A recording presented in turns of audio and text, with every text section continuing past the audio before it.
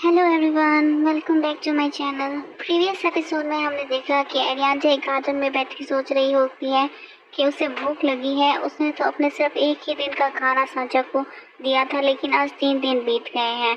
तभी कोई उसे एक एप्पल ऑफर करता है और जब वो अपना चेहरा उठा के देखती है तो वो कोई और नहीं बल्कि प्रिंस अल्फांसो होते हैं, जिनको उसने अपनी पिछली लाइफ में मार दिया होता है। अब आगे अल्फांसो प्यार से एरियाना को पूछते हैं कि क्या तुम्हें ये सेब पसंद है, क्या तुम इसे लेना चाहती हो। एरियाना ये सब देखकर चौंक जाती है कि ये वही प्रिंस अल्फांसो है जिसे मैंने अपनी पिछली लाइफ में मार दिया था, लेकिन ये एक नई शुरुआत है और ये टाइम उससे पहले है जब मैंने ये पाप किया था, तो अब मैं अपनी लाइफ चेंज कर सकती हूँ। फिर एरियाना सोचती है कि ये सब अचानक है, लेकिन प्रिंस से इतनी आसानी से मिलना एक रेयर अपॉर्चुनिटी है। तो फिर वो प्रिंस से कहती है कि मैं 4 दिनों से भूखी हूँ, लेकिन मैंने अपनी भूख को मिटाया आपकी वजह से, शुक्रिया। तब प्रिंस अल्फांसो कहते हैं कि मैंने सुना है कि तुम अपना राशन एक बीमार लड़की को दे रही हो। तब एरियाना हंसकर कहती है कि ये तो सिर्फ ऐसे ही हो गया। अब मैं ऐसा क्या बोलूँ प्रिंस को इम्प्रेस करने के लिए। तभी प्रिंस बोलते हैं कि तुम तो सच में अमेजिंग हो। तब एरियाना पहले तो चौंक जाती है, फिर खुश हो जाती है।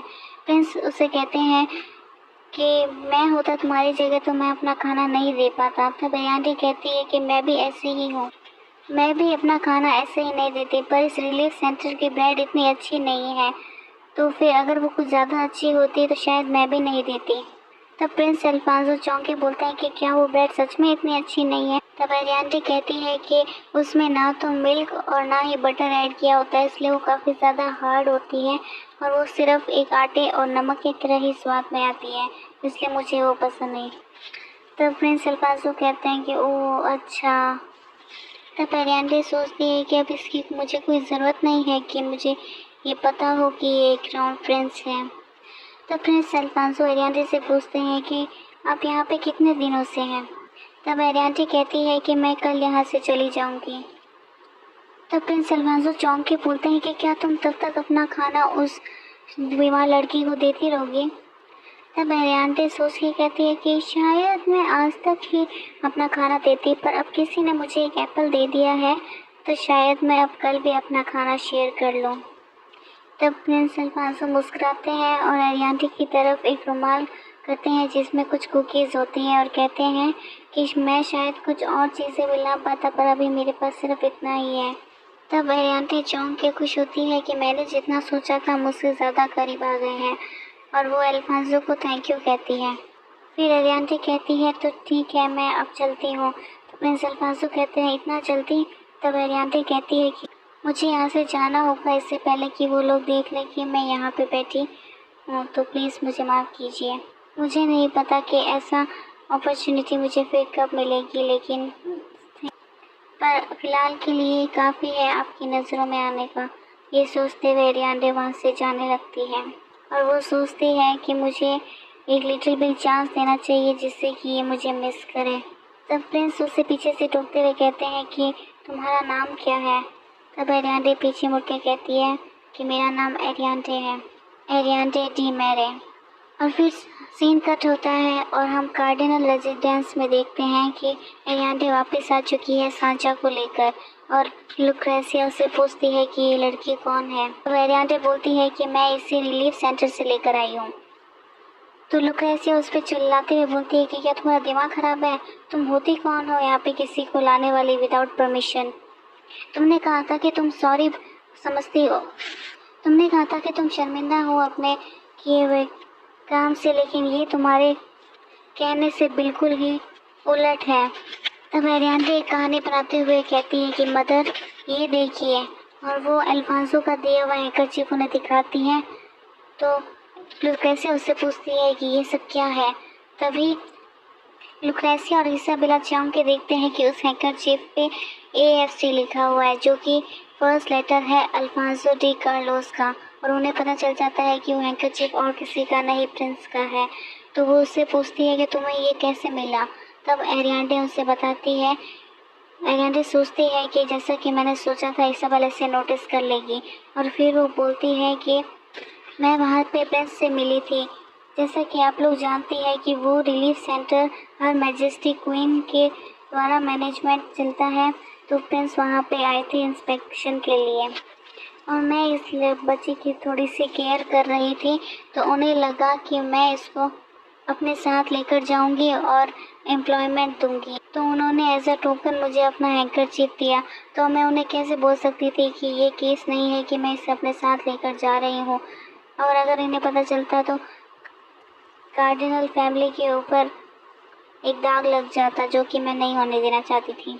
और एरियांडे सोचती है कि मुझे जहाँ तक पता है कि मैं झूठ बोल रही हूँ। तभी लुक्रेसिया चिल्लाते हुए बोलती है कि क्या तुम अपनी माँ का और इस हाउस की लेडी का ऑर्डर इग्नोर करोगी प्रिंस के कहने पर, और यहाँ पे किसी को भी लेकर आ जाओगी? तुम्हें ऐसा लगता है कि ये बहुत ज़्यादा आसान है?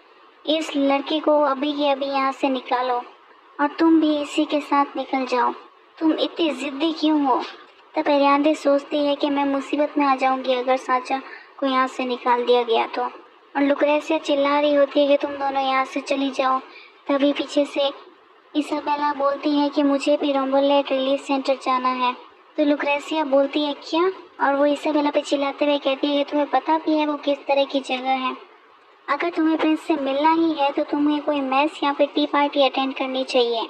तब इसाबेला कहती है कि ठीक है, मैं वहाँ पे नहीं जाऊँगी, लेकिन आप इस चाइल्ड को यहाँ पे रहने दीजिए।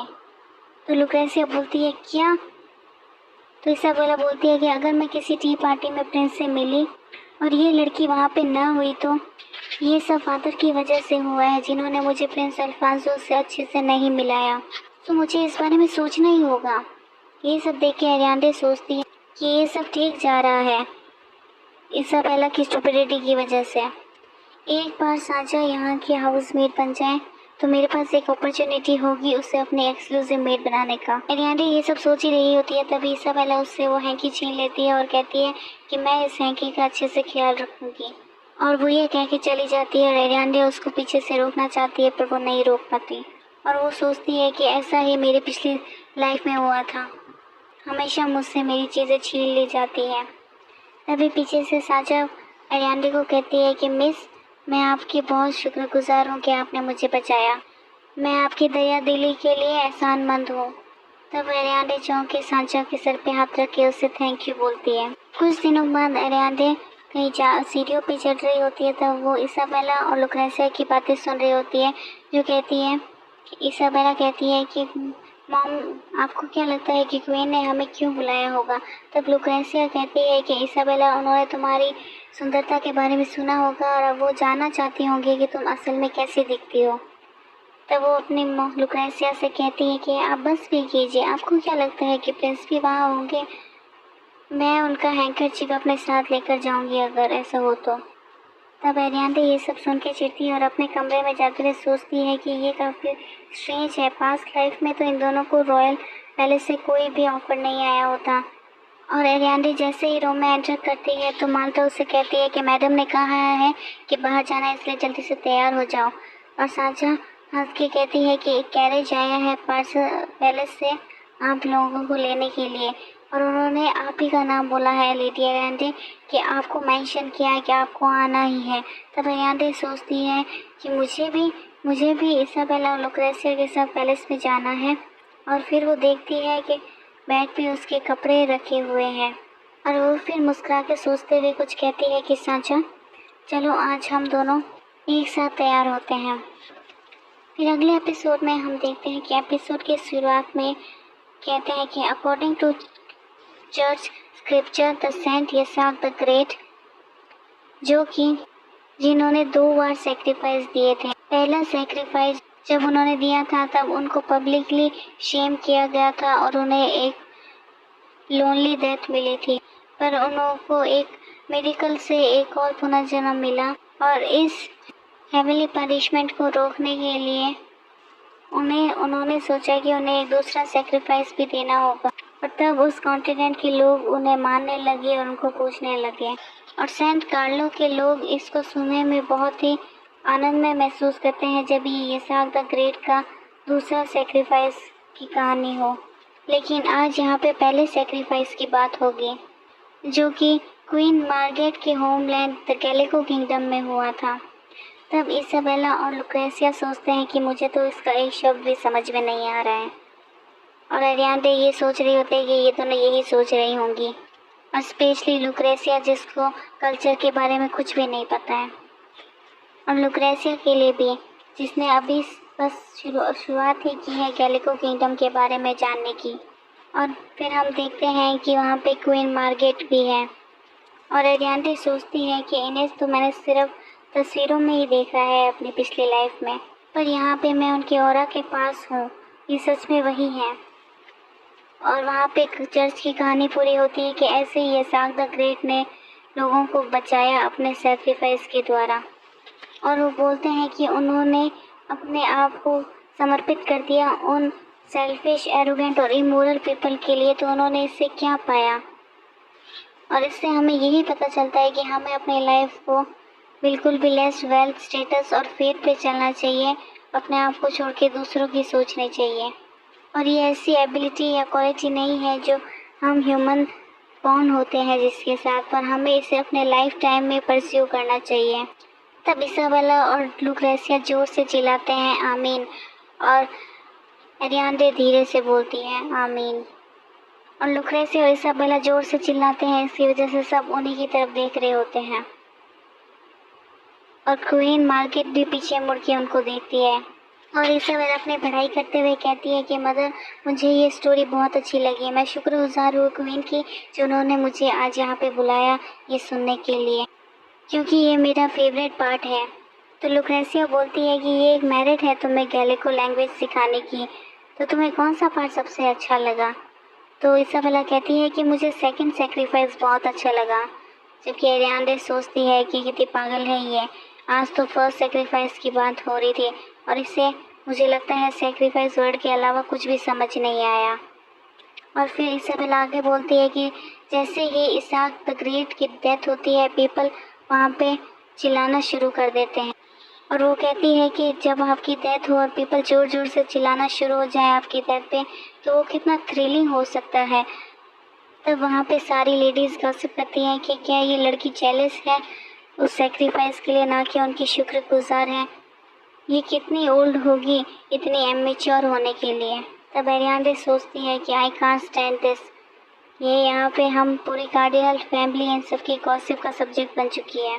तब एरियाडे इसाबेला की बातों के काट के कहती है कि मुझे लगता है कि वो पार्ट सबसे अच्छा होगा जब वहाँ पे हम करेज देखते हैं यसाक द ग्रेट का, कि वो वहाँ पे आते हैं, उनकी दरिया दिली, उन्हें अपनी मौत से पहले काफ़ी डर लगा होगा। तब सब लेडीज एरियाडे की तारीफ करते हुए बोलती हैं कि इस यंग लेडी का हार्ट कितना बड़ा है और इसका फेथ भी काफ़ी डीप है। तब एरियाडे सोचती है कि इतना काफ़ी होगा लोगों को ये दिखाने के लिए कि हमारी फैमिली में डिवोशन की लैक नहीं है, आस्था की कमी नहीं है। तब क्वीन की क्लोजेस्ट मेट सबको बोलती है कि अब ये टाइम है सीटिंग रूम में जाने का और थोड़ा सा रिफ्रेशमेंट लेने का, और क्वीन वहाँ से जाते वक्त सोचती है कि सेकंड डॉटर जो कि एरियाडे है उसको गैलिको लैंग्वेज के बारे में काफ़ी समझ है। तब हॉल में कार्डिनल फैमिली आती है और वो प्रिंस क्वीन के साथ इंट्रोड्यूस होती है, और क्वीन कहती है कि मैंने आपको यहाँ पे इनवाइट किया है जिससे मैं आपके फेसेस के साथ सिमिलर हो सकूँ। तभी वहाँ पे एक लेडी इसाबेला से कहती है कि इसाबेला आपकी ड्रेस बहुत ही सुंदर है। तब एरियाडे सोचती है कि सभी इंसानों में मैं इससे आज यहाँ पे मिली हूँ, और ये कोई और नहीं इसकी पिछली पास्ट लाइफ में वही लेडी होती है जो एरियाडे और क्रिसेट की इंसल्ट करती है एक टी हॉल में। और वो इसाबेला से पूछती है कि आप कौन से दर्जी के पास गए इस ड्रेस को बनवाने के लिए। इसाबेला उनसे बोलती है कि मेरे यहाँ पे मेरे मैंशन में एक लेडी टेलर है, मैंने उनसे ये ड्रेस तैयार करवाई है। तब वो बोलती है कि वो सच में काफ़ी स्किल्ड होंगी, मुझे भी अपनी डॉटर के लिए एक ड्रेस बनवानी है ऐसी, पर ऐसी टेलर्स काफ़ी एक्सपेंसिव होता है, सो मुझे ऐसा लगता है कि मैं ये नहीं कर पाऊँगी। तब लुक्रेसिया से बोलती है कि आप ये सब मेरी लेडी टेलर पर छोड़ दीजिए, आपको कभी भी इनकी ज़रूरत हो तो आप वेलकम हैं काउंटेस मार्कस। तब वो मुस्कुराते हुए कहती हैं कि थैंक यू। तब वो एक अलग सी स्माइल के साथ कहती है कि मुझे ऐसा लगता है कि वो लेडी टेलर आपकी दूसरी बेटी के लिए कुछ बनाने में टाइम नहीं मिला होगा, तो मैं उसके ऊपर और ज़्यादा बर्डन नहीं देना चाहती। आप दोनों की बेटियों के कपड़ों में अंतर देखकर मुझे ऐसा लग रहा है कि आप इतनी एरोगेंट कैसे हो सकती है। भले ही वो आपकी बायोलॉजिकल डॉटर ना हो, फिर भी वो आपकी एक फैमिली का हिस्सा है। एक जिम्मेदार वाइफ को उसके फैमिली के सब मेंबर्स के बारे में अच्छे से सोचना चाहिए। ये एक बेसिक कॉमन सेंस है। इस चाइल्ड की तो कोई गलती नहीं है, तो सोचो ये कितना ज़्यादा अपसेटिंग होगा देखने के लिए। इसाबेला बोलती है कि लेडीज़ मुझे माफ़ कीजिए, लेकिन मेरी यंगर सिस्टर अभी सही ठीक नहीं है और उसे ज़्यादा समय नहीं हुआ है गांव से आए हुए। कहती है कि उन लेडी टेलर को अभी बहुत सारा काम करना पड़ेगा इसके लिए, नया गाउन बनाने के लिए। और मेरी बहन अभी काफ़ी दुबली पतली है, तो मैंने इसे अपनी ही एक पुरानी ड्रेस दे दी पहनने के लिए, क्योंकि सिस्टर्स तो कपड़े शेयर करती है जब वो छोटी होती है, तो इसलिए यहाँ पे कोई गलतफहमी हो गई होगी मेरी बहन के सिंपल क्लोथ पहनने के शौक़ में। वो इस अरियांडे की तरफ देखकर बोलती है कि सर क्या ये सच नहीं है सिस्टर? तब अरियांडे सोचती है कि ये सब दिख रहा है कि यहाँ पे क्या करने की कोशिश कर रही है, पर मुझे यहाँ पे अभी इसी की बात के हिसाब से चलना पड़ेगा। तो वो कहती है कि तुमने सही कहा सिस्टर, मुझे ये ड्रेस काफ़ी पसंद है। और ये सब बोलते हुए वो अपने ड्रेस को फ्लोट करती है, तो सब उसके ड्रेस पे लगे नीचे वाले दाग देख लेते हैं। और अरियांडे कहती है कि मुझे नहीं पता कि शायद ये तुम्हारी है या फिर मुझे इसलिए पसंद है, पर मुझे ये सच में बहुत पसंद है। अरियांडे मन में सोचती है कि मुझे इन सबको इस ड्रेस की हालत दिखानी पड़ेगी, इसलिए वो अपनी ड्रेस को फ्लोट करती है। और इसाबेला के साथ ये खेल भी खेलना होगा कि मुझे उसकी बात समझ में आ रही है। तो सब लेडीज़ कहती हैं कि इस गाउन के नीचे, जिसको हम पेटीकोट भी कह सकते हैं, उसको देखो, ये दाग तो ऐसे लग रहे हैं जैसे कोई किचन में काम करके मिले हों।